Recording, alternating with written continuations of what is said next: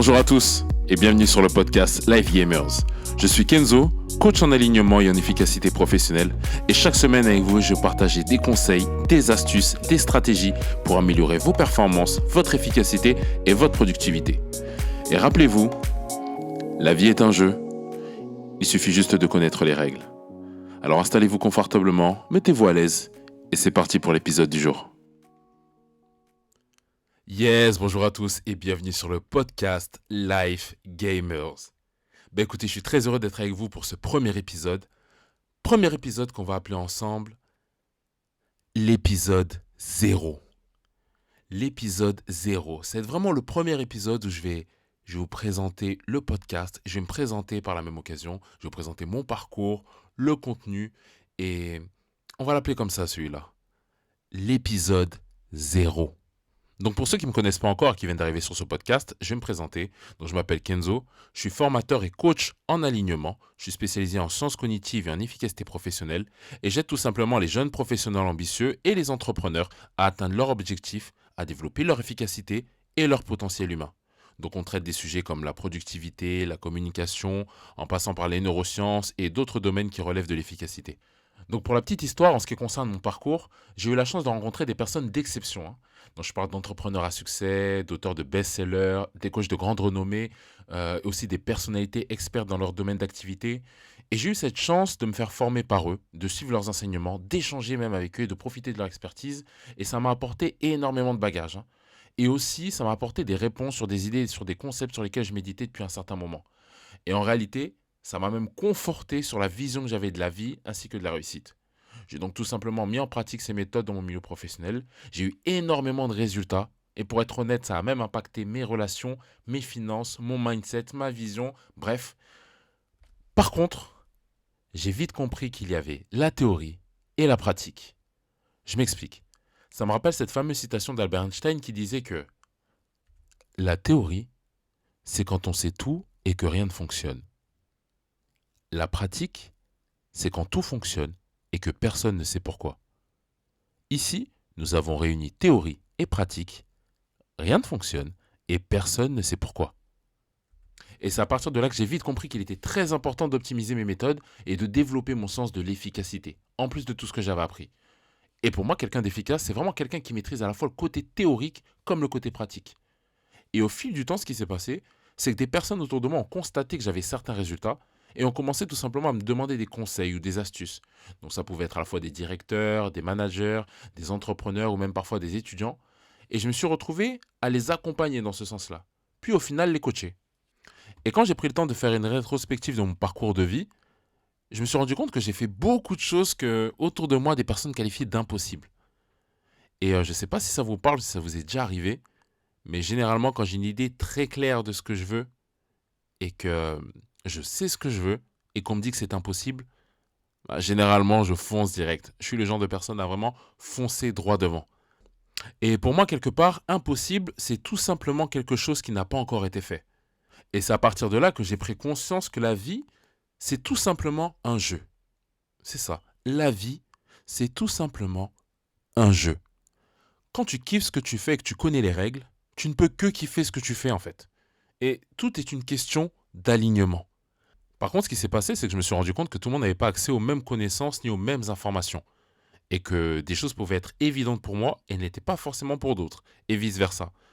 Et c'est dès lors que je me suis rendu compte qu'en réalité, certains pouvaient avoir cette problématique-là. C'est-à-dire d'atteindre un objectif, de vouloir atteindre un objectif, mais forcément, étant donné qu'ils n'ont pas les informations en amont pour y aller, ils ne passaient pas à l'action.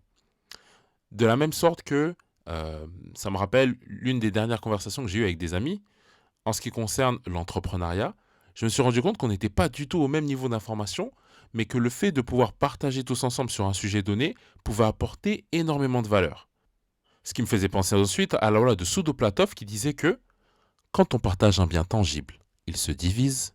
Quand on partage un bien immatériel, il se multiplie. Citation qui a été reprise ensuite par Idriss Abderkane dans son livre L'économie de la connaissance, quand il disait que quand je partage un bien matériel, je le divise. Quand je partage ma connaissance avec autrui, je la multiplie. Et c'est tout simplement ce qui se passait au fur et à mesure que j'échangeais avec des amis. Plus on échangeait des connaissances, plus elles prenaient de la valeur. Et ce qui se passait, c'est que pour moi, c'était totalement logique en fait d'avoir ces données-là, ces connaissances-là. Donc c'est à partir de là que certaines personnes m'ont tout simplement demandé d'animer des webinaires, animer des ateliers où je pouvais leur transmettre tout ce que j'avais appris auprès de certains experts quand je les ai eus en formation, en mastermind, en masterclass, etc. Donc c'est ce que j'ai commencé à faire. J'ai commencé à donner des ateliers en webinaire sur les méditations, les techniques de concentration, la lecture rapide, les techniques d'organisation et de productivité, comment vaincre la procrastination et différents sujets de ce type-là. Et au fur et à mesure, je me suis rendu compte qu'il y avait de plus en plus de personnes qui venaient à mes ateliers. Donc tout ça, bien entendu, en parallèle de mon activité de coach, parce qu'effectivement, j'accompagnais déjà des personnes à ce moment-là. Et j'avais exactement les mêmes retours sur le fait de partager davantage de connaissances. Parce que ce qui se passait tout simplement, c'est qu'à l'issue de ces coachings, on avait plusieurs conversations et on se rendait compte que ces conversations étaient remplies de valeur. Par contre, je ne me voyais clairement pas ouvrir une page YouTube ou créer un podcast. Mais ce qui s'est passé, c'est qu'au fur et à mesure où j'avais ce genre de retour, je me suis posé la question et je me suis dit, OK, si j'étais un podcast, quel genre de podcast je serais? Donc, je serais certainement un podcast qui apprend les règles du jeu, déjà dans un premier temps. L'idée, c'est de s'amuser aussi. En même temps, c'est d'atteindre ses objectifs, développer son efficacité, développer ses performances aussi, et aussi briser le game, comme le dirait l'un de mes mentors. Mais c'est vraiment ça, hein, briser le game. Et c'est à partir de là que Life Gamers est né. Donc, ce que vous allez retrouver à travers ce podcast, ce sera du contenu essentiellement pour vous aider à atteindre vos objectifs, à développer vos performances et à développer aussi votre efficacité. Parce que, encore une fois, la vie est un jeu. Il suffit juste de connaître les règles. Et généralement, ce sera des concepts que j'ai moi-même utilisés dans mes précédentes expériences et qui fonctionnent et qui permettent de créer du résultat. Donc, vous allez y trouver de l'efficacité professionnelle, des neurosciences, de l'intelligence émotionnelle, du développement humain et personnel, de la neuroergonomie et d'autres thématiques que j'espère vous plairont. Donc encore une fois, ce podcast s'adresse essentiellement aux jeunes professionnels, aux entrepreneurs et aux plus ambitieux. Et à ceux qui veulent atteindre leurs objectifs et qui veulent développer leur efficacité et surtout, créer des résultats concrets. Donc ce sera à raison d'une fois par semaine où j'aurai la chance de vous partager un podcast sur les thématiques citées précédemment. Et je vous invite bien entendu à me contacter dans le cas où il y a un sujet que vous ne comprenez pas ou bien s'il y a un sujet que vous voulez qu'on aborde pour les prochains épisodes. Il faudra tout simplement m'envoyer un mail à l'adresse suivante: lifegamers369@gmail.com.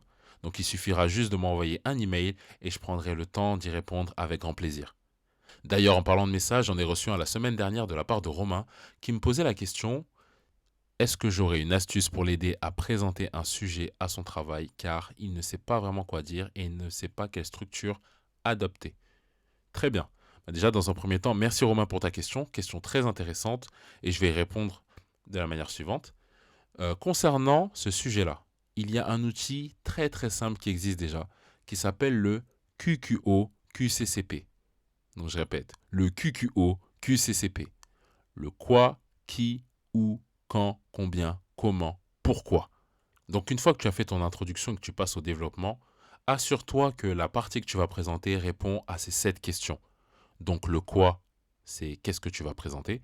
Le qui, de qui parle-t-on, qui sont les collaborateurs, qui sont les clients, peu importe. Le où, donc le cadre géographique. Ensuite, tu as le quand, le cadre temporel. Le comment, c'est-à-dire les moyens, les ressources. Ensuite, tu as combien, la valeur quantitative. Et ensuite, le pourquoi. D'ailleurs, en parlant de pourquoi, je vous recommande tous le livre de Simon Sinek qui s'appelle « Commencez par le pourquoi ». C'est un livre que vous devez lire si vous entreprenez. C'est très, très, très, très important. Je vais vous mettre le lien directement dans le détail du podcast. Donc, j'en reviens sur le QQO-QCCP. C'est un outil qui est vraiment très, très simple d'accès. Et une fois que vous répondez aux différentes questions, donc aux 7 questions, vous allez voir que vous allez avoir le contenu nécessaire pour apporter de la clarté sur un sujet, sur une problématique ou voire même sur une présentation. D'accord? Et dans le cas où vous effectuez l'analyse d'un sujet via le QQO-QCCP, une petite astuce: posez la question pourquoi à chaque question de l'outil. Et vous verrez que vous allez avoir énormément de surprises. Et ça va même vous permettre d'affiner votre analyse. Et c'est d'ailleurs ce même outil que j'ai utilisé pour vous présenter le podcast Live Gamers dans cet épisode. Donc voilà, on arrive à la fin de ce premier épisode, l'épisode 0. Donc peu importe l'endroit à partir duquel tu m'écoutes, je t'invite à t'abonner et à me faire un feedback en une phrase sur l'épisode du jour. Ça me permettra de t'apporter encore plus de valeur dans les épisodes à venir. D'ici là, je te dis à très vite pour le prochain épisode de Live Gamers.